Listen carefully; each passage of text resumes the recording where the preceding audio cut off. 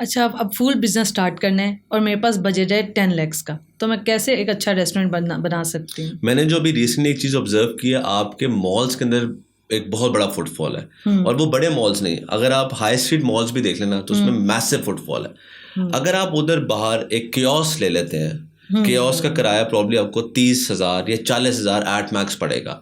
आप उसके अंदर शवारमा बेच सकते हैं, टेक अवन से पिज्ज़ा बेच सकते हैं, आप उसके अंदर फ्रेंच फ्राइज बेच सकते हैं, आप सैलड्स बेच सकते हैं, आप एक्सप्रेस टी बेच सकते हैं। Anything done right will not take a lot of money. आप 30,000 या 40,000 किराया देते हैं, आपने 3 months का एडवांस, 3 months की सिक्योरिटी जमा करा दी, ये हो गया 1,80,000, 2 लाख रुपए, आपके पास 8 लाख बचे।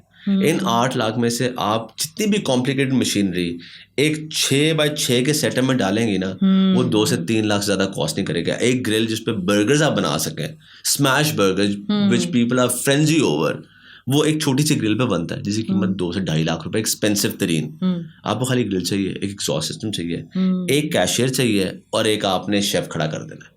ठीक है। और खुद खड़े हो, कस्टमर से बात करें, क्योंकि जो आपका एक्सपोजर लेवल है वो एक आम मैनेजर का नहीं हो सकता। सो टेक्निकली आपने खुद को 2 लाख की तनख्वाह पे हायर कर लिया फ्री का। So if you become the face with 10 lakh investment, is not only 10 lakh, it is the investment that you've put in your education, put in your exposure, you add that, वो 40-50 लाख मिल जाता है। लोग ये नहीं सोचते, लोग कहते हैं कि 10 लाख से कौन सा बिजनेस शुरू होगा।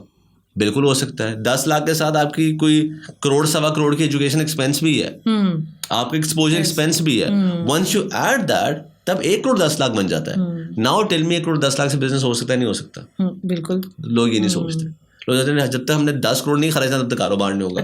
10 लाख से भी करना जरूरी है। 100%। अच्छा, इस बात में कितनी सच्चाई है कि आपने एक वेटर से स्टार्ट किया था काम? मैंने इंग्लैंड में एज अ वेटर काम किया हुआ है, अपने रेस्टोरेंट पे तो एज अ वेटर काम नहीं किया हुआ। अपने वैसे इंग्लैंड में एज अ वेटर मैंने स्टार्ट किया हुआ है, और उसमें मेरी बहुत लर्निंग थी, क्योंकि मैंने कभी ये नहीं सोचा था कि मेरी एज की लड़कियां जो उधर पढ़ रही थी, और वो पाकिस्तानी भी नहीं थी, वो इतना मुश्किल और मुशक्कत वाला काम कर सकते, और इतनी खुशी के साथ और इतना एम्ब्रेस करके। हमारे माशरे में मसला ये कि लोग अपने काम से नफरत करते हैं। बाहर लोग अपने काम बेशक से वो डिश वॉशिंग कर रहे हो, वो वॉशरूम भी साफ कर रहे हो, उनको पता है कि उन्होंने एक ट्रांजिशन से गुजर के, इस फेज से गुजर के आगे जाना है, तो दे रिस्पेक्टेड। आप वेटर भी होंगे तो आपको उतनी इज्जत मिलेगी जिससे मालिक को मिल रही है। यहाँ वो हिसाब किताब नहीं, इसलिए these jobs, these titles are looked down upon. They should be embraced with a feeling ke okay, now I was a waiter, I'll become a manager one day, then I'll probably own something one day.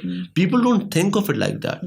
I have worked as a waiter. मैंने अपने restaurant में खाना भी खुद बनाया हुआ है, मैंने अपने रेस्टोरेंट में कस्टमर से ऑर्डर खुद लिया हुआ है। आज जो मुझे कस्टमर्स फोन करते हैं वो लोग हैं जिनसे मैंने ऑर्डर्स लिए हुए। तो I worked as a floor manager my restaurant as well. It doesn't matter, आपने जब खुद काम करना है तो obviously there is a lot that you are bringing on to the table which probably your GM can not. मेरा 3 साल तक रेस्टोरेंट में नंबर मेरा अपना था, मैं कस्टमर्स की रिजर्वेशन ले रहा होता था। दिन रात मुझे कॉलिंग आ रही होती थी, मैं बोलूँ ठीक है जी आ जाए आ जाए आ जाए। Why wouldn't you do it? Everyone should. अगर आपने आज आप प्रॉब्ली शायद रेस्टोरेंट को ब्रांड देख रही है, लेकिन अपना पर्सनल एफर्ट बहुत मैटर करता है। From the very first day अगर आपकी सेट मेंटालिटी होगी जी मैंने बस रेस्टोरेंट आना है, पैसे डालने जेब में गले से मैंने घर चला जाना है, ये कोई सस्टेनेबल मॉडल नहीं होता, इसने फेल होना ही होना है।